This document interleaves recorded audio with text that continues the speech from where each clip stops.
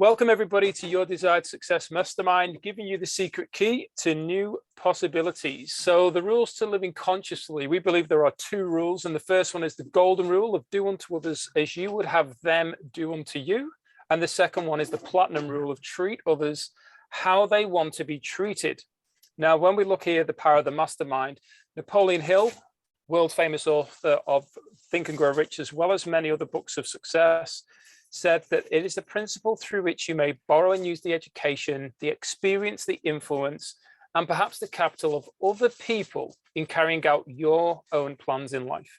It is the principle through which you can accomplish in 1 year more than you could accomplish without it in a lifetime if you depended entirely on your own efforts for success. And that's exactly why we as a collective are here now to help and support each other, share our experience, our knowledge with each other. So let's now set the foundation of the call with the principles, starting off with Roger.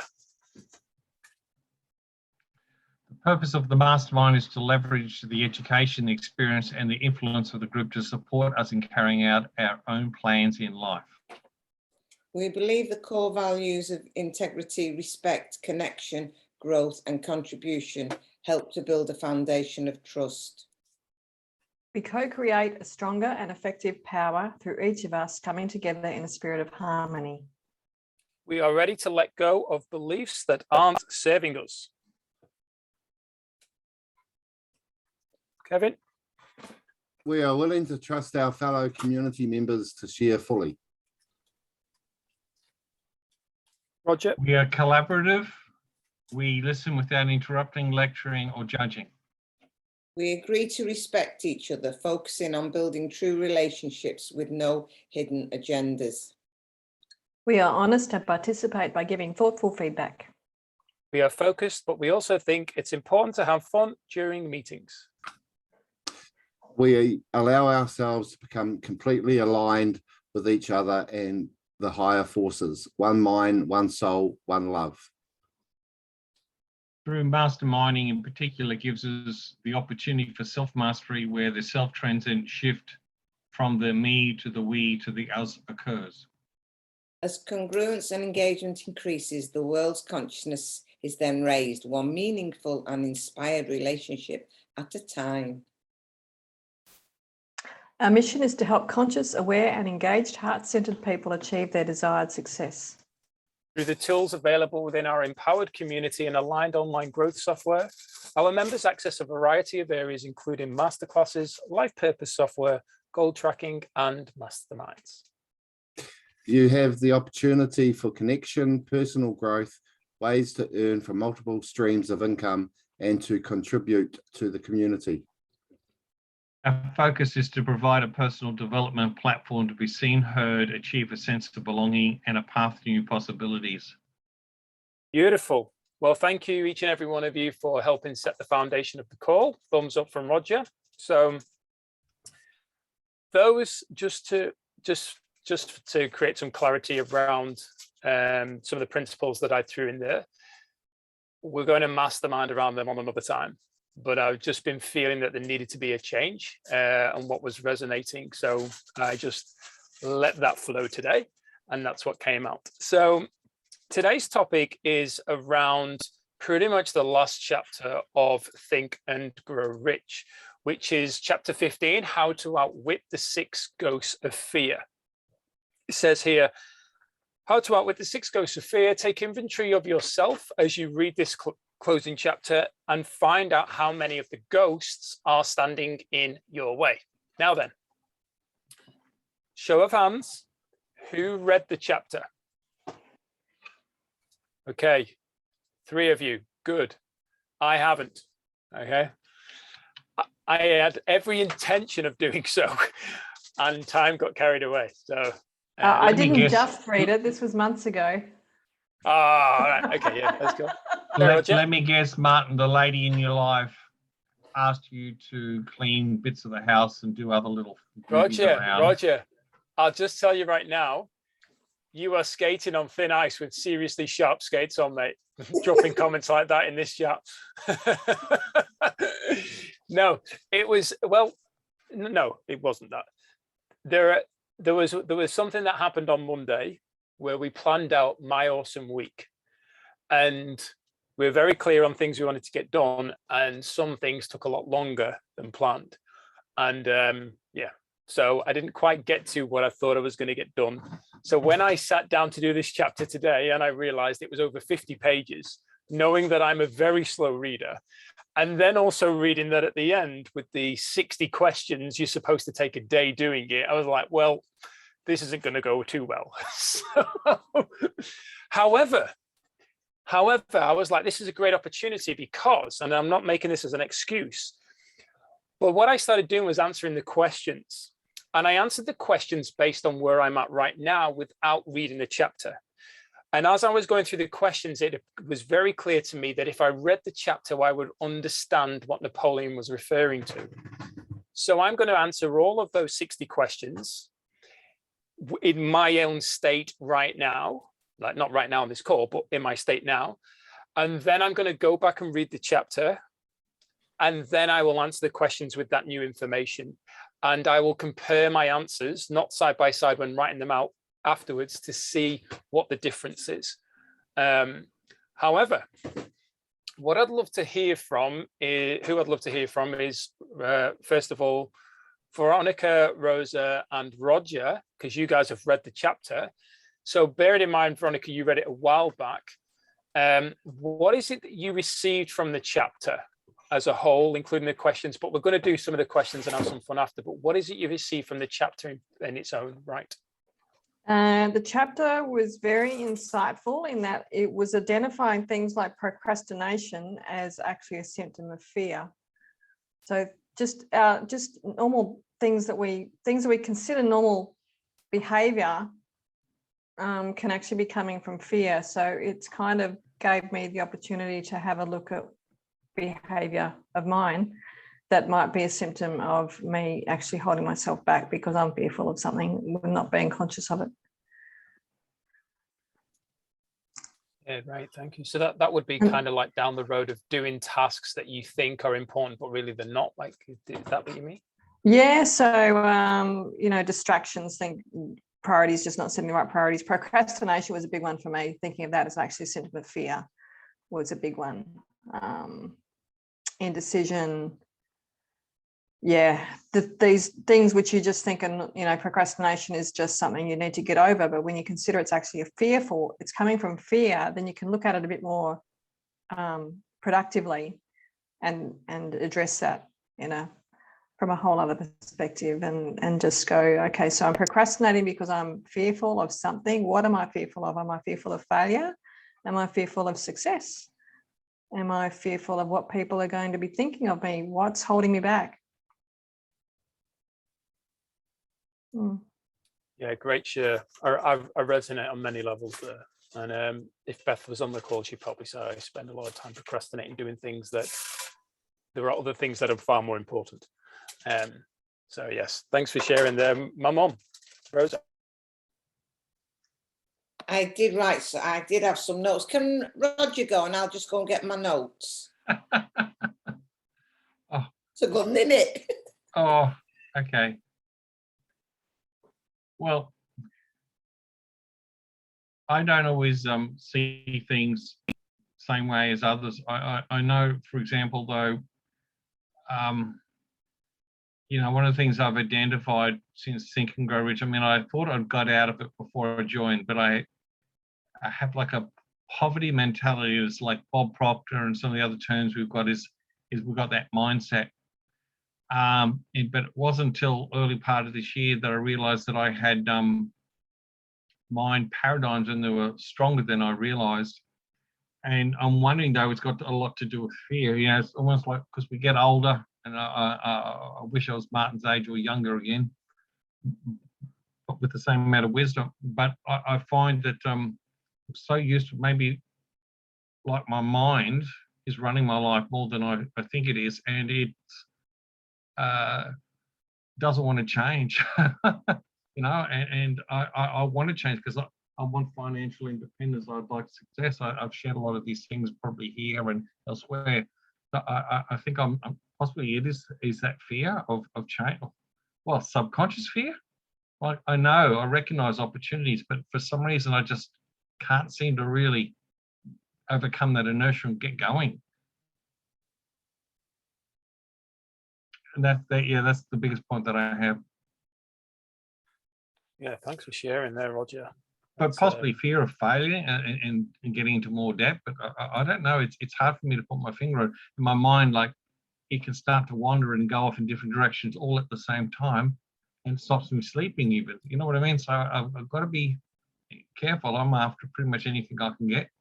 And so joining here, actually, I think after like Tuesday night with you, Lloyd and that, I last 2 nights I've actually slept better. Getting that body rested is important. I've got a question there that's coming up, Roger. You said about fearing failure, but do you fear success? And just think about the question before you answer it. Do you fear success? Yeah, probably. Like, one of the things that we identified, my youngest sister's pretty good with it too. Like, we've noted, like, my mother is from England, and I remember, like, my late grandmother, well, she passed away 30 years ago. I mean, story, she saw Haley's Comet because she said, well, it was better the first time. Crikey, someone who's seen Haley's Comet twice. And she told me once when I was young, 20 maybe or younger, she remembers as a girl seeing the Zeppelins dropping bombs on England in the First World War. I mean, crikeys, you know. But my grandmother actually helped carry my mother and her brother and my late grandfather through the Great Depression, stuff like this, because she had stenographer skills and stuff that not a lot of people had, that people had. But in that end, with both world wars, we had both, my sister and I, identified that she brought, and Mum brought a poverty mentality into us, and we just, Mum and Dad had a good, you work hard and you get your money. I don't know if we discussed this here or Carly's group a while back. You work hard and the money comes. Well, I worked hard and I struggle. I'm having other struggles. But I think it possibly is success because my mum just thinks you got to work hard. No, I don't think she realizes the mindset can be the biggest obstacle. So maybe, I can't see myself as being successful. Yeah, that's actually for a lot of people, it's an unconscious belief or limiting belief that most people just focus on the failure aspect, that they fear failure, but success is a big one. And then if we go to what, and I'm not saying this is what Veronica is happening, but then we often sabotage our own success by doing things that aren't going to help us get to where we want to get to. And then it keeps us in this place of safety, because when we desire something that we haven't experienced before, such as the success we desire, it's scary. And because it's an unknown, our brain is like, hang on, I don't know what that feels like. I don't know what it's like. So it wants to just keep us in a space where we're comfortable, but we're not happy. We want more. So yeah, it's something that's definitely a big one that can cause some issues. But I'd like to move on to my mum there with what you received from this chapter, Mum, before we go into some of the questions and stuff together. Well, I can't find my notes, but I know for me, one of the things that did come up for me was fear. And I have like the fear of rejection, and the fear of rejection doesn't have to be somebody saying, no, I don't want to go where you want to go, or I don't want to do what. It can just be their expression. And if somebody gives me a negative expression, I'm out of here, I'm gone. And the thing is that is getting worse as I get older, as my world in one respect becomes smaller, because I'm not going out like I used to. I don't work like I used to do. I'm still socializing a lot, but I'm not in a gym and things like that like I used to be. And it can happen 5-6 times in a day. Mainly poor Dave. I can just say to Dave, tomorrow I want taking somewhere, and he can go, oh, and that's me. I'm like, well, forget it then, don't bother. And I do try and stop myself, but I use that as well within my needs to be successful, because before I've even made the call or sent the email, what if you get rejected? What if they don't want to speak to you? What if they don't want to do? And I struggle to turn it round. And that was the biggest thing that hit me, was this fear of like, not rejection of people saying I don't like you. That wouldn't bother me. It's people not doing what I want them to do, if that makes sense.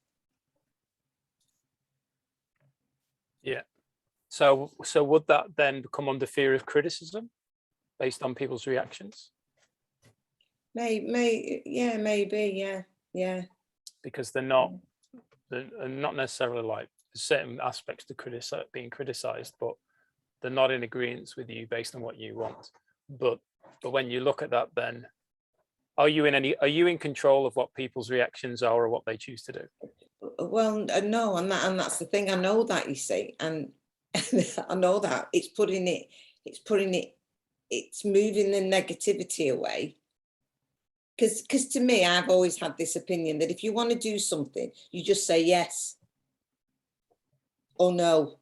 You don't pull a face. So if anybody pulls a face or lets out air, you see, it's straight away I feel it. And I know they're my feelings and the other person's not responsible, but it's very hard I'm finding it hard to move away from it. It's an interesting one that takes me back to a question that was asked in the end of this chapter, which was, are you sarcastic and offensive in your conversation?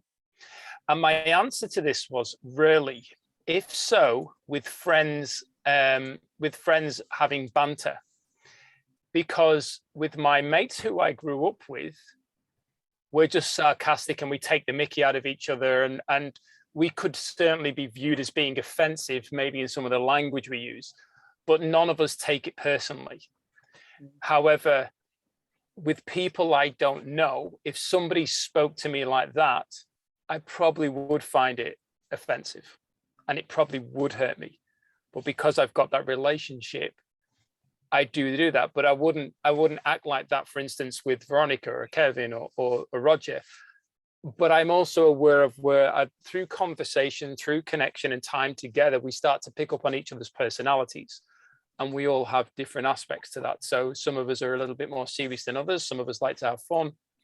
But naturally, there's quite a few of the questions that were really interesting around the fears. And I'll just cover the fears: the fear of poverty, the fear of criticism, the fear of ill health, the fear of loss of love of somebody, the fear of old age, and the fear of death. There are other fears, but they're not as important as those ones that were just covered. So for anybody who's obviously going to watch this as a replay, around the fears. Now, before we move on to the questions and we have a bit of fun, is there anything that's coming up for anybody they just want to touch on that was shared?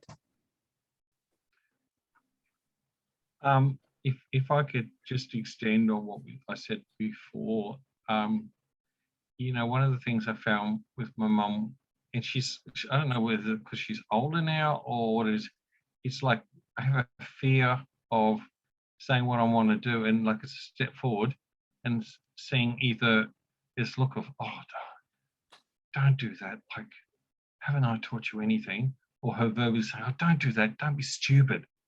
If we don't vote or think or do something what she would do, I mean, she did that when we were young. She stopped in her late teens and 20s. And she started getting just sort of really annoying. So it could be a fear. I don't know which of the fears that it goes into though, but rejection or something, I guess. But yeah, that's where I'm at. Yeah, thanks for sharing, Roger. There's something that Abraham Hicks brought up, was that when somebody does something that triggers you negatively or positively, but certainly in this respect of negatively based on what you say in there, then it teaches you a lesson of who are the people you want to be around. How are they going to show up? How are they going to act? But also, what is it how you want to be showing up in the world?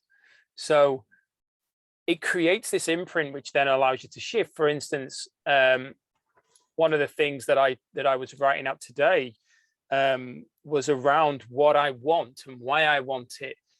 And it's really propelled, and the foundation, the core essence of it is really propelled from what is missing in my life and what I'm here to create and what I want to create. So, but I look at others, and I'm often mocked in what I'm doing by family, by friends, by acquaintances. But it's not. It's what I'm here to create, what I'm here to do, and I'm able to either listen to them and help that come in, allow that to come in and affect me, or I'm able to go, thank you for helping me understand why I need to keep moving forward doing this. Because if I don't, I will be ending up like you. And this is where it's really important to notice around the language. I don't mean that disrespectfully, but I know that that's not what I want. I don't want that life. With all due respect, I look at family members, I look at friends. I don't want the same life. I don't want to be living that life. So people will mock me for living in a caravan and go, I don't even want that life. Oh, you're joking. I love it. So I think it's important to look at these things and go, I respect you and I appreciate where you're coming from. And I can see right now that you're helping me figure out what it is that I want. Because if you inspire me, you're going to take me in the direction that I want to go. But if you disempower me, I'm going to be going in the direction that you want me to go. Does that make sense? Yes, Veronica. I was just thinking about what Roger was saying about his mum and the way she speaks to Roger, the way she speaks to you. And my mum was a lot like that too, until I don't know when it changed, but she stopped being. She still triggers me when she used to say, "Be careful," because it's like, and I'm all excited about something, and then she says, "Be careful," and she's just dragged my energy down. But all she's trying to do is protect me. And it doesn't come across like that when they're being critical, but that's all they're trying to do, because they don't understand what you're doing. They may not even understand what you're talking about. And they just want to protect you, and they want to keep you where they know you, where you are. And you can't do much with that. I did have someone tell me once, one of my first coaches, that when I was getting frustrated with my mum, she said, when you go visit your mum, you're in her garden and you talk to her about her garden. And she won't understand your garden, and that's fine. She doesn't need to. And I think a little bit ties in with what you were saying there too, Martin, with how you talk differently to different people. And it's, that's emotional intelligence, just understanding what you can and can't say to people, which sometimes that might help Rosa as well, when you're speaking to different people, understanding where they're coming from. And maybe even asking and actually asking them first before you even present them with anything, to see where they're at. Yeah, powerful share there, Veronica, especially with regards to somebody's, like you said, Mum, around the reaction of, will you take me here? Oh, maybe there's an association there that if you reacted that way, what it would mean for you. Like how you would feel, and that's the reaction that you would do. But for knowing what Dave's like, he's a bit of a joker. He can be a misery, but he's a bit of a joker. But he'll still do it. He'll still go ahead and do it, but he'll put this big facade on before he ends up doing it. Which, like Veronica said, and I'm really glad you brought that up, Veronica. Emotional intelligence. That's a very powerful topic in itself. And trying to control your emotions.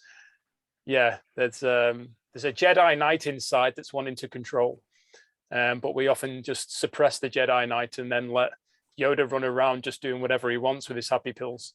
So you did unmute yourself though, Mum, just before. So were you going to say something? Yes, she was. While she's doing that and figure she's going to unlock it, if I could just add, my affirmations that it's helped me with the most success this year, I got for the 30-day challenge, have been based around emotional intelligence. for myself, as I thought, if I could, and I've seen to get, I'm not where I'd like to be. Sometimes if someone's an idiot or use worse language and I don't like it, like driving taxis, I mean, people ask me, oh, I bet you see a few idiots on the road. I said, a few. Oops, I'm skating on thin ice again.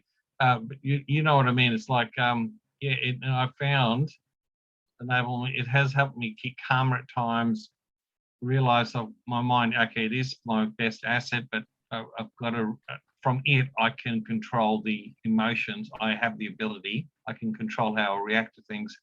It's not anyone else's responsibility, it's mine. Sorry, Mum. Oh, sorry, Rosa, your time. No, I didn't. I think I wanted to mute myself instead of unmute myself. So fine. So just on that, before we jump on to Kevin, who put his hand up, and then we'll get into some of these questions stuff that and lovely to have you with us, Julie. There's one thing that I learned from Jim Rohn, Roger. Jim Rohn said about people that people's behaviors, so people aren't stupid, and I know that we would probably argue some of them are, but people aren't stupid. They often choose what we would class as stupid behaviors. They behave in a way that we judge as being stupid, especially on the road. We've all driven through a red light. We've all crossed a lane when maybe there was somebody there, or we've all done the things that somebody else does. And then we like that, you know, these are the worst people ever in that moment. So one of the things that Jim Rohn said was, the sun rises on the east and it sets on the west. And there is nothing that you can do about that. That will never change. So when somebody does something that is out of your control, you cannot control it, just look at it like that.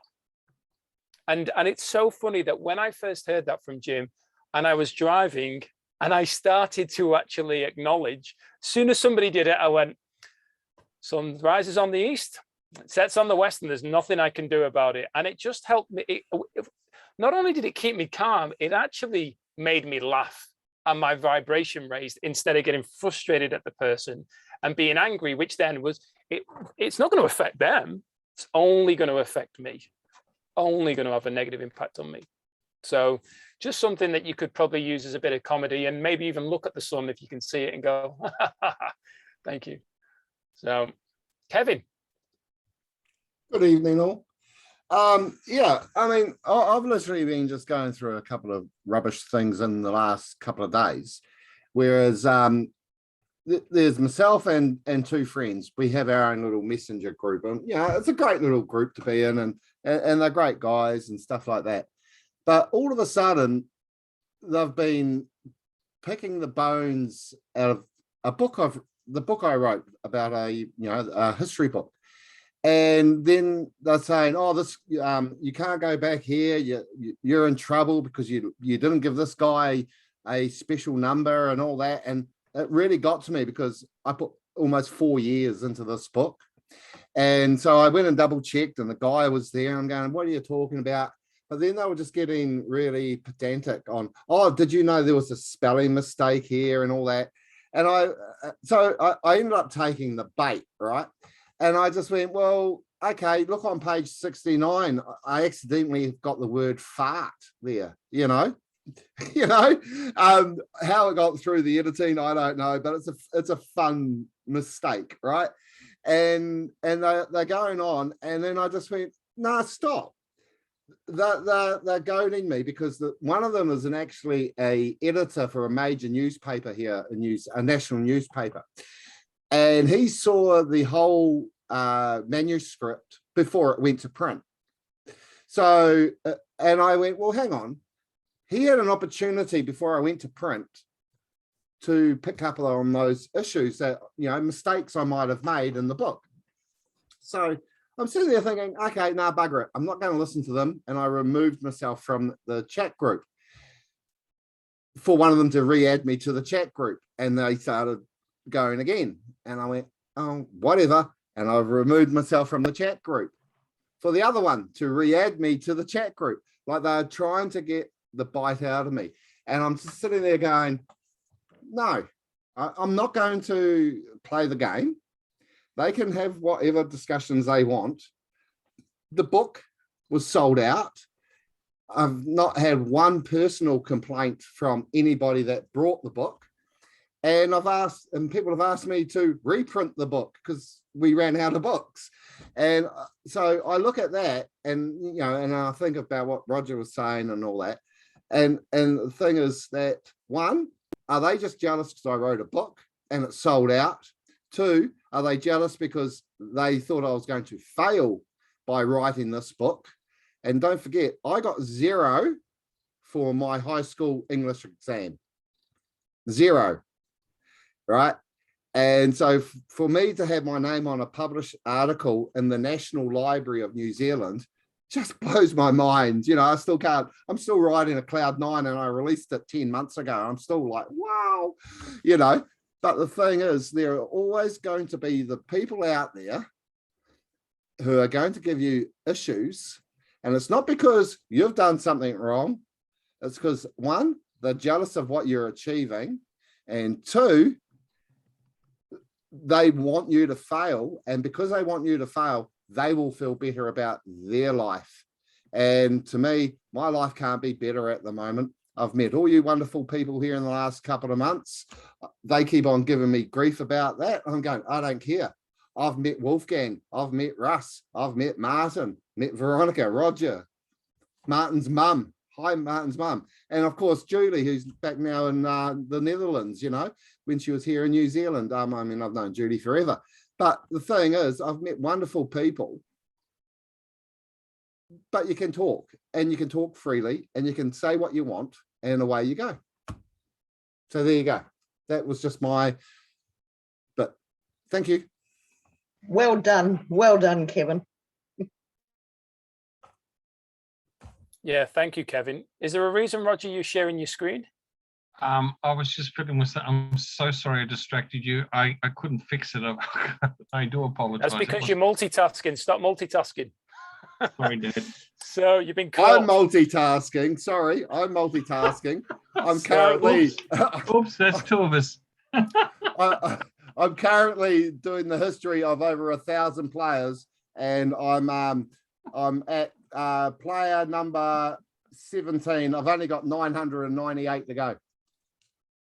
Okay, good. So, anyway, coming back. So, I mean, you're boys and you're trying to multitask. There's no hope, gents. There's no hope. So what we're going to do now is we're going to have a bit of fun. Okay. We've been having fun so far, but we're going to take it to another level. Oh, goody. Now then, we're going to start with the ladies.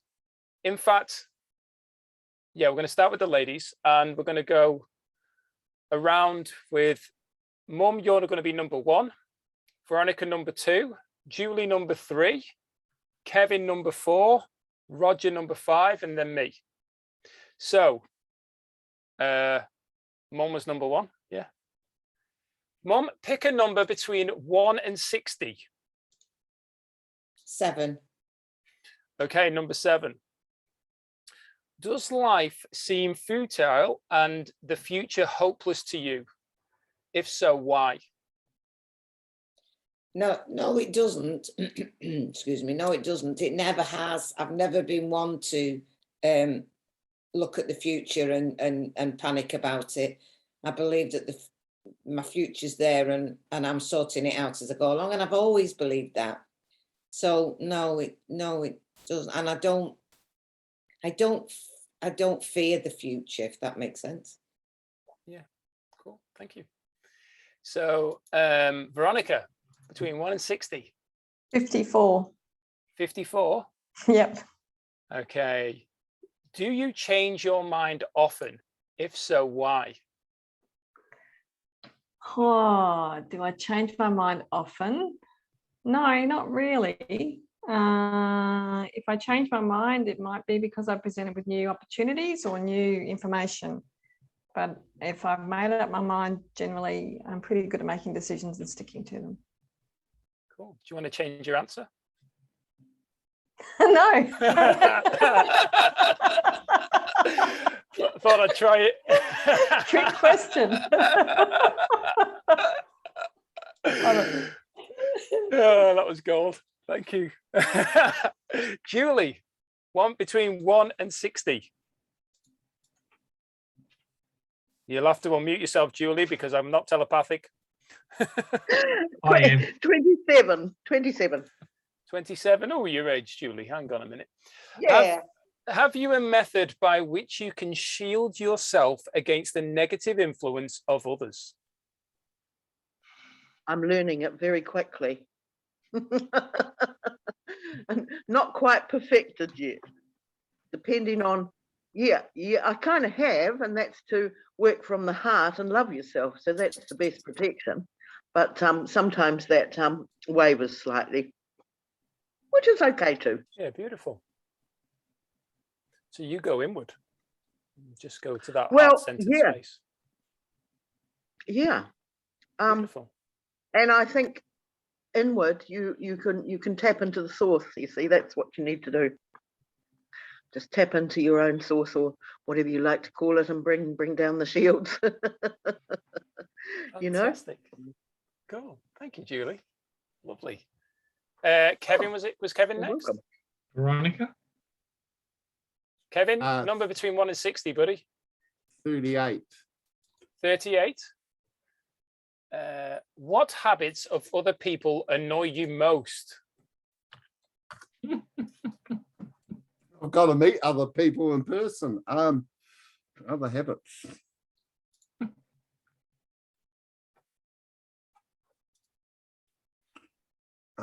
Oh, that's a good question.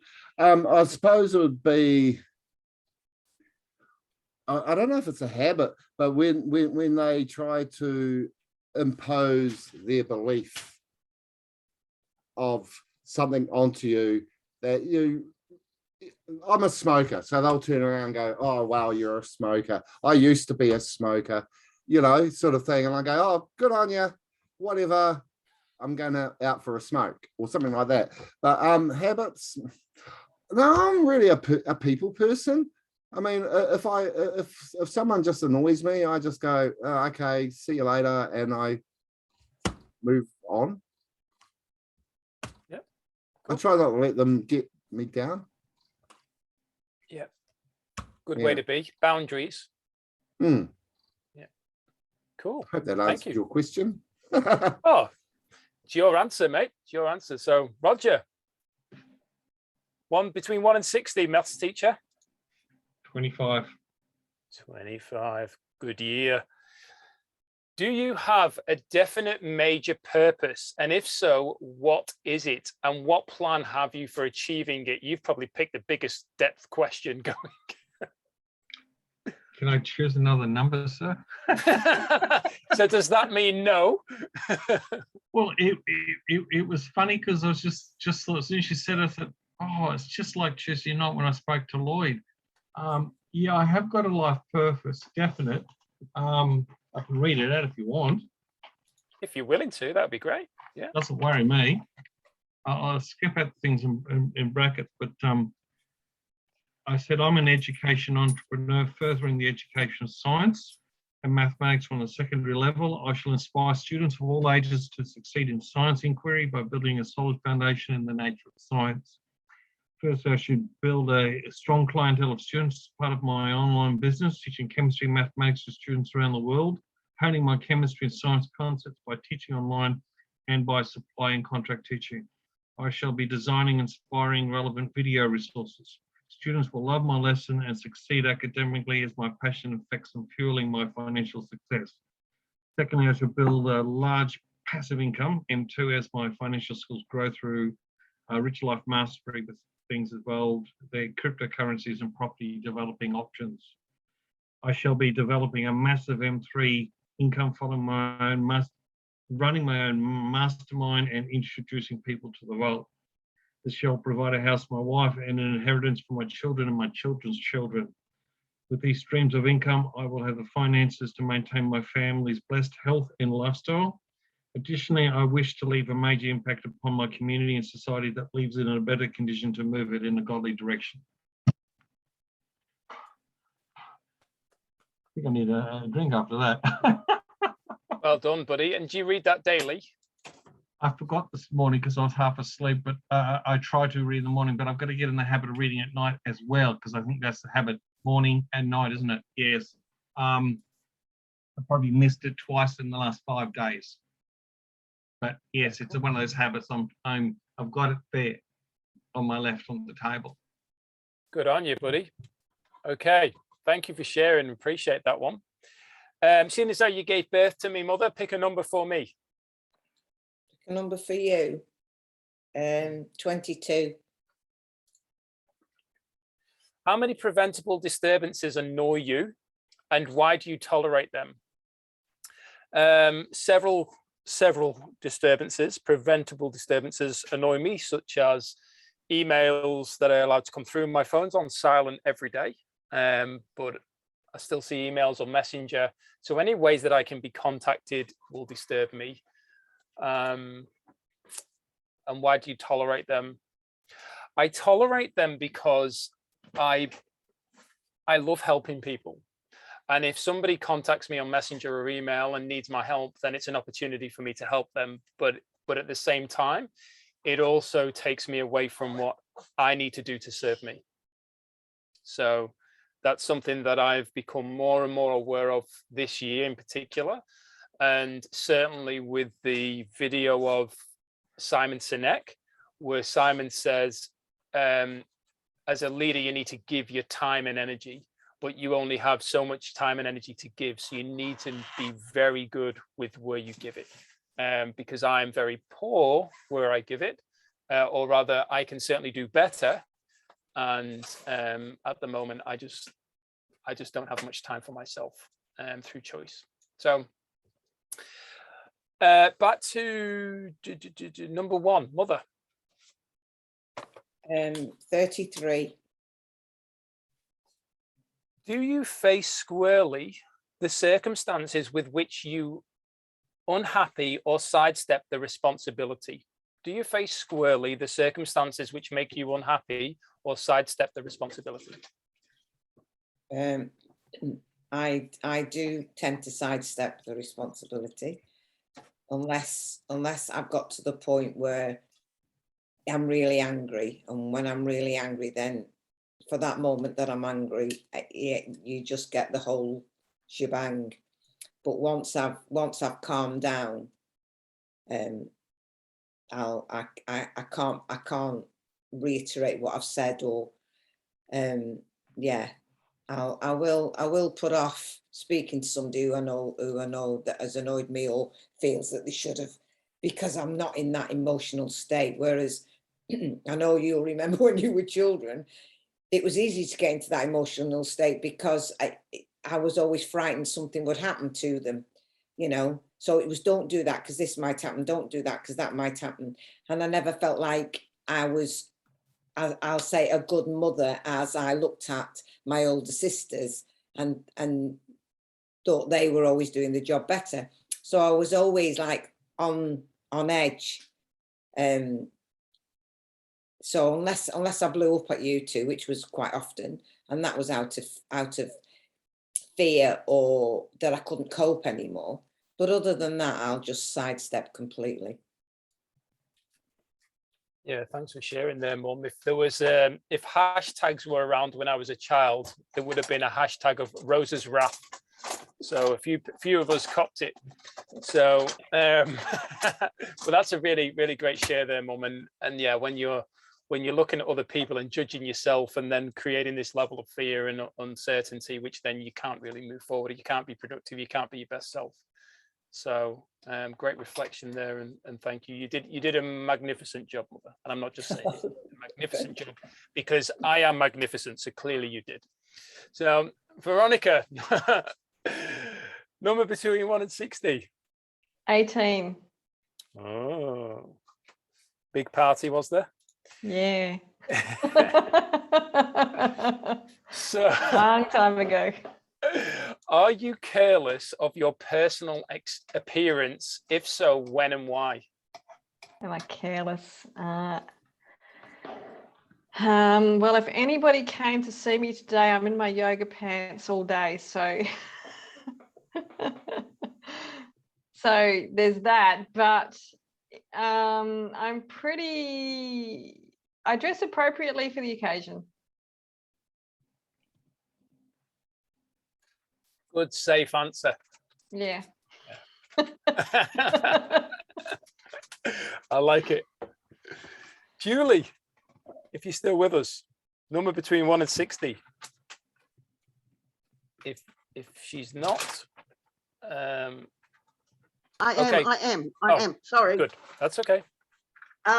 46. 46. Okay, here we go. What connection, if any, do you see between the people with whom you associate most closely and any unhappiness you may experience? Can you repeat that? I will. Hang on a second. What connection, if any, do you see between the people with whom you associate most closely and any unhappiness you may experience? I think that's a bit of a strange one. I'm not quite sure what they're asking there. Stay away from the people that you're closest that make you feel. No, I don't quite. My answer just would be that if people are close to me and make me feel unhappy, then I need to reflect on why I'm feeling unhappy because of that. So, you know, does it spark something off of me that needs to be having attention, or is it their problem? And then if that is the case, then I will just, you know, pull down the shields. I don't know. Does that answer it? Yeah, that answers it for you, Julie. I think, like I had shared earlier on the call before you were with us, that these questions are specifically asked after the chapter has been read. So these are I'm finding these are interesting questions now for me before the chapter's been read, to then go back with a completely different understanding. Okay. So I think it's a really good... I haven't done the reading, so that's so that's fine, because I didn't get around to doing it neither. But I think it's important to just look at where we think we are, and then once we've read it, to dive in deeper around the section when we've got time. But the answer's perfect for you, Jill. That's perfect for you. Kevin, go for it, buddy. Oh, I'll say the elephant in the room. Number 13. Oh, I was scrolling down to 60. I thought you were going for the last one. Okay. Do you learn something of value from all mistakes? Oh, definitely. 100%. I mean,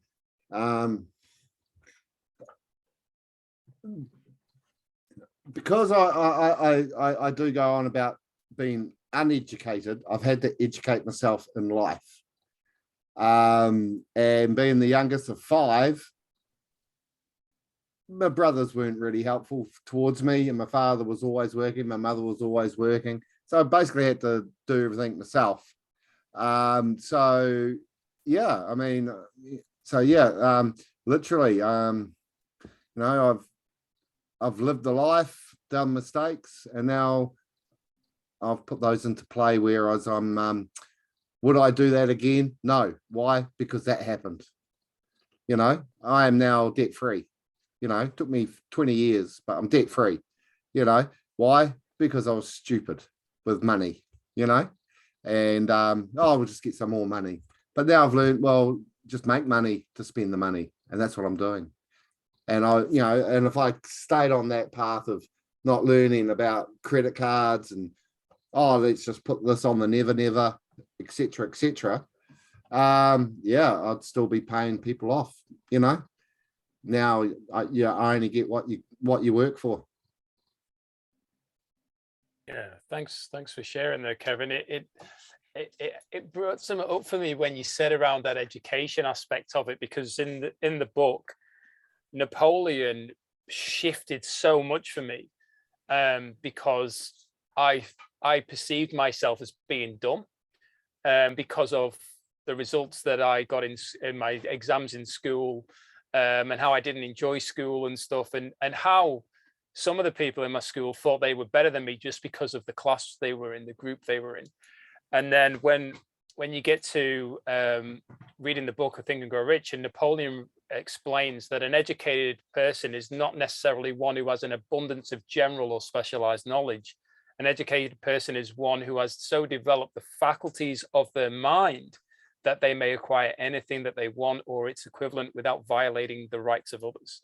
Like, without violating the rights of others really, really hit me hard. Because it's like, wow, I don't need to step on other people. I don't need to put others down or pull anyone else back. Just focus on being my best self. And I think in the book that he talk about, education comes from the Latin word educo, to withdraw from within. To withdraw from within. So it's there's so much depth to a lot of it that society chooses to condition us to basically put us in these categories, and then hope that we continue to live our way like that. But then even so, I know that maybe from Bob Proctor, but I'm sure he said in the book about there's some people who are so, in society's view, so well educated, but have never achieved anything in their lives. And when you look at the likes of Henry Ford, who didn't have a college education, didn't have all that general knowledge, and in the movie we referred to, in court, and he was like, I invented the combustion engine. If you're so clever, go and create it. Start from scratch. Like, it's just phenomenal. So thanks for highlighting that, Kevin, because it's definitely an important one. The last two questions. Roger, pick a number, buddy. Number 9. Number 9. Do you if I feel, ever have a second childhood, I'd like to be at age 9 again. do you feel self-pity? If so, why? Yeah, I do. Because I've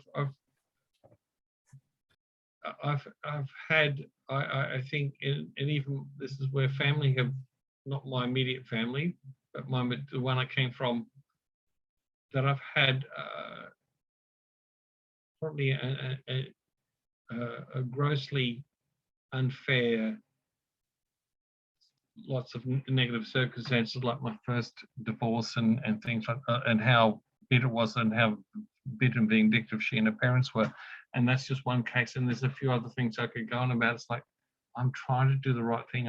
My mind's, I think, on the right things. I'm trying to make something good of myself, my family, all those things. And when I seem to have a predominantly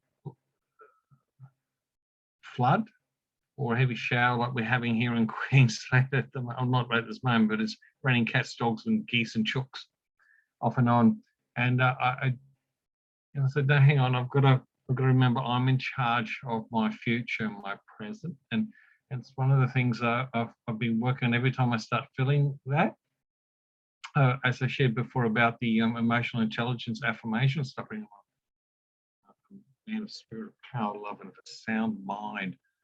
I'm blessed. Also, I'm good, and being thankful, and I start to do that. It starts to pull me out of it. But it could have been one of those mindsets when we spoke about things in the beginning of the mastermind. It's one of those things I've got to break out of me. Maybe I need to do the 30-day challenge, and I don't know, so much negativity or maybe too much, or self-pity or something needs to be the focus of the 30-day challenge. Yeah, thanks for sharing there, Roger. There's a book that I know my mum's read, and it's a workbook, and it's called The Magic, and it's all around gratitude. That's a great book if you've not invested in that, because that is, gratitude will always help bring us out. When we step into it. Put it into the feed for the Facebook Messenger. That way I'll look at it later and go, yes, and I've got to look for that book. It's a Christian principle, and while I had some experience with Buddhism and in terms of contact, like my Chinese family in China, that Buddhist and Islam a little bit, I think gratitude is something as well, but it's so powerful. And it's actually something I read. It was a Christian thing yesterday, I think.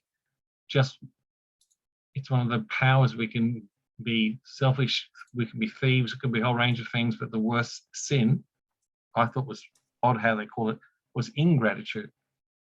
And great, thanks, Rosa. And I think I really You know, and it's one of the things I really, the last 2 years, been trying to be more and get myself into the habit of being more grateful for things.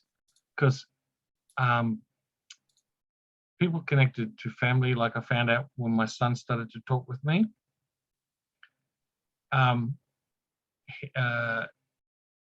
The father outlaw, it's humour, he had dementia. Actually, he died of dementia, as so did the mother-in-law or outlaw.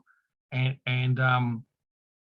I thought, well, you know, I actually, my reaction to that was that it's actually more positive than you were. My mother clapped her hands in joy because she said, well, they deserve. I said, no one deserves to die of dementia. It's like, I don't care who it is. I've heard of so many people having cancer. Our pastor at church has had cancer, a tumor in his bowel. He's only 41 and he has a lot of health food. So why has he got, you know, and I'm thankful I don't have cancer. I haven't had tumors. I'm thankful I've got a healthy body, and for my wife too, and I'm thankful for her, and I'm thankful for my daughter. I'm thankful my son's talking to me again, and obviously he needs a dad.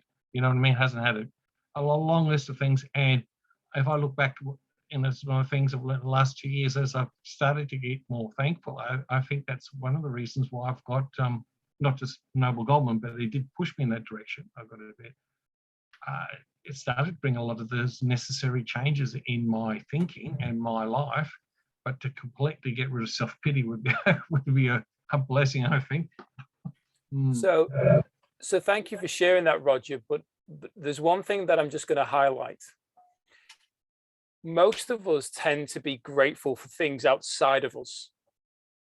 And then we experience this self-pity and these limiting beliefs and these boundaries that we can't break through, these barriers we can't break through. And that's because when we practice gratitude, we practice outside of ourselves.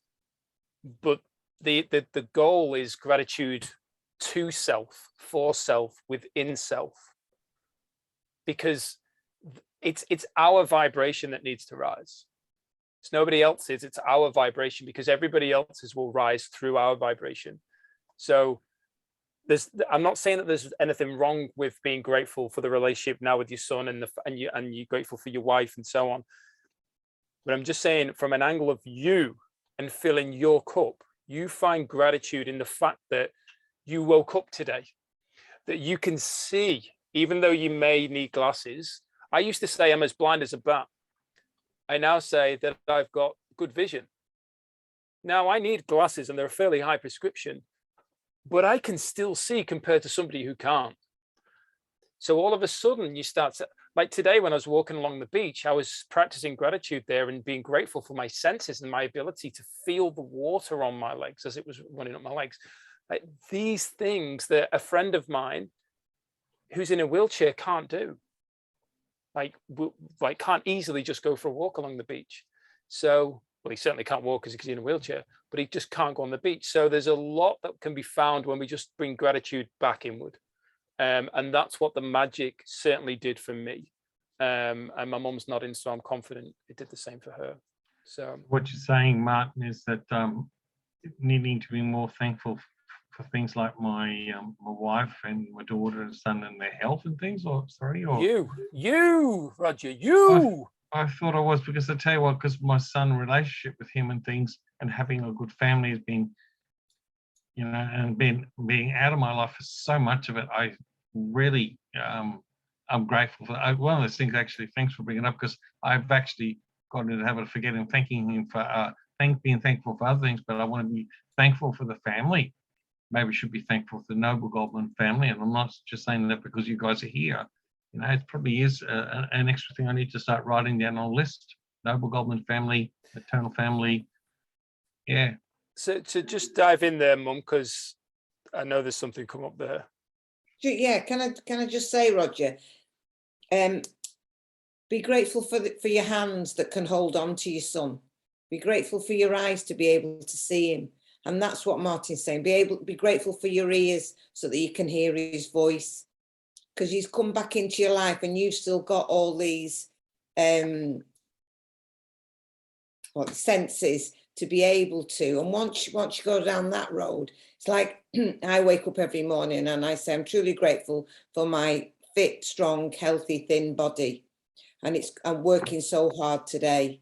And that's my first gratitude. And then I'll go to my eyes, my ears, or if I hear the birds singing, I'll walk into my bathroom to brush my teeth. Thanks for my beautiful teeth. And it's amazing just by picking up on one sense is how you can then be grateful for the other senses.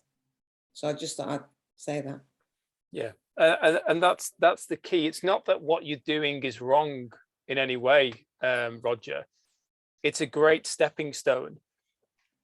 The only thing we're saying is bring that back, because the challenge, and it goes back to what we said earlier, we can't control things outside of us.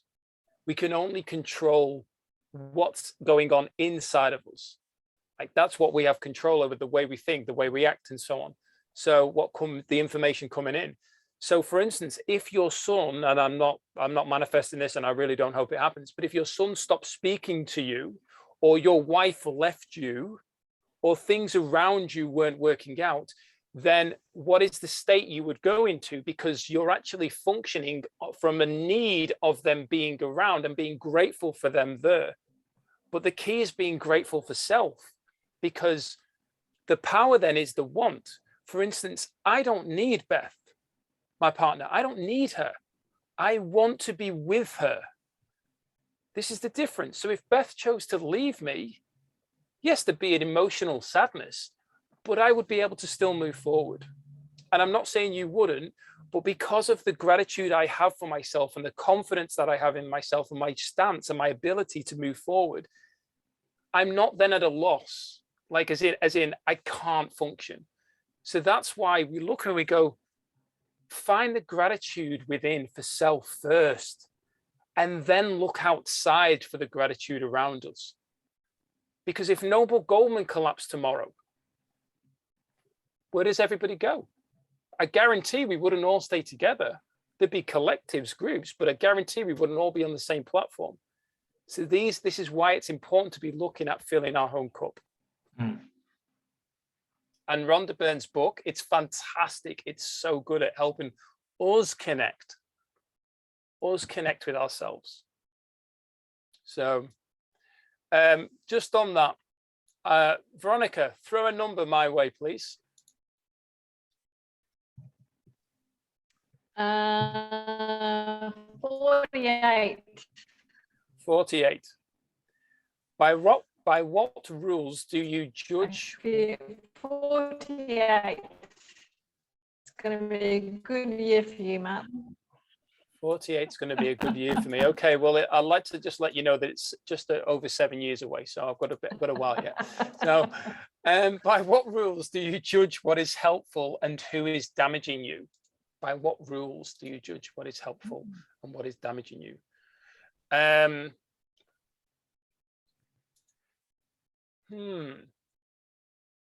what rules do I judge what is helpful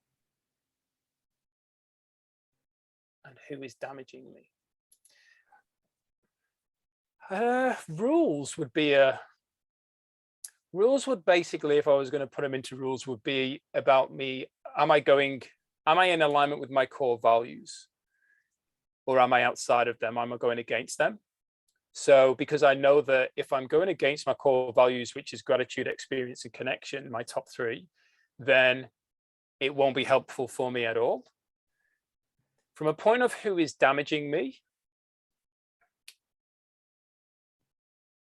well, that would be a choice to let people damage me. But if I was going to really step into that, then I would say people who are trying to put themselves, like Kevin said earlier, people who are trying to put themselves on me to take me in a different direction, kind of like the witch in The Wizard of Oz, trying to take, what's her name, Dorothy, off the path. So that would be probably what I'd say there, is in who's damaging me. Could be self, could be that devil creating when you look at outwitting the devil of inside that's taken me to drift. But I tend to find that it's more people trying to pull me in the direction based on their own opinions, which once again we touched on earlier. Everybody's got an opinion and everybody believes their opinion's right in most cases. So but thank you all for discussing this chapter. Now, as I mentioned, I'm actually going to put it in as a priority for me to read the chat, answer all the finished questions. I think I've got half of them to go, 30 to go. And then I'm going to read the chapter and then go back through. So for those of you who want to, feel free to dive deeper into this chapter again. I know that Eva a while back started these questions and she said, wow, these questions have really made me see things deeper. It might be worth revisiting the chapter for some of you who read it a while ago or want to refresh.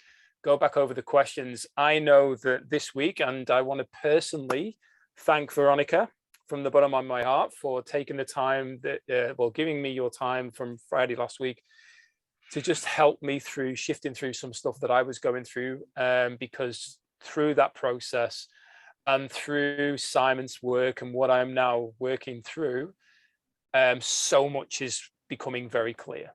So thank you for creating that space and helping me there. And I know now that all of this stuff, as we're revisiting it and having these conversations, is going to another level, and it can happen as quick as in a week. A week can literally change everything. So thank you, Veronica. Yes, Kevin, before we go. It's only because I like numbers. I just added up all the numbers of all the questions and it came to 340. So we just missed having a full 360-degree discussion. Cool. Can I choose question 20? No, because that would be cheating the universal rule, mate, of what we're doing.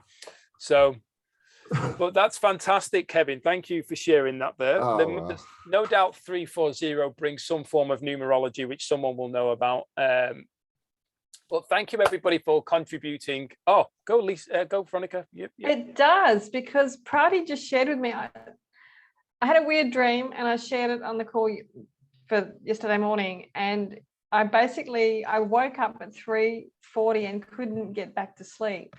And she said, have a look at Sadhguru, who talks about 3:40 and the power of 3:40 a.m. in the morning as to what that actually means. So, yes. So have you looked?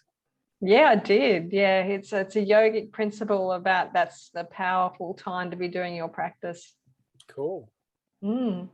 So we'll just tie that back into this is a powerful time for us coming together and contributing to each other's growth. So thank you, everybody. Go. Can I just ask, Oh. what book? Sorry, I know. What book are you actually doing now? My books have just arrived from New Zealand in a soggy box. All these dear. lovely books. But anyway, I'm going to read them, soggy or not. Julie, we're doing Think and Grow Rich, and it's chapter 15. Oh, yeah. But I'm actually going to post the document. I've written out all the questions and a link to the chapter itself that people can read it if they haven't got the book, so that we can go over it once again next week, but in greater depth. And if everybody was happy and enjoyed the questions, we'll do another firing question round. It's the original copy, huh? Original. yeah, version. Julie.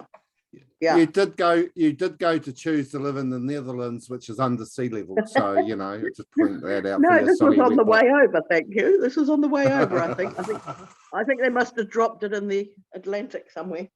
Oh well. Well, thank you so much, everybody. Once again, go and enjoy the rest of your evening, day, wherever you are in the world, and we will speak to you again next week. Bye for now. Thanks. Bye, everybody. Bye.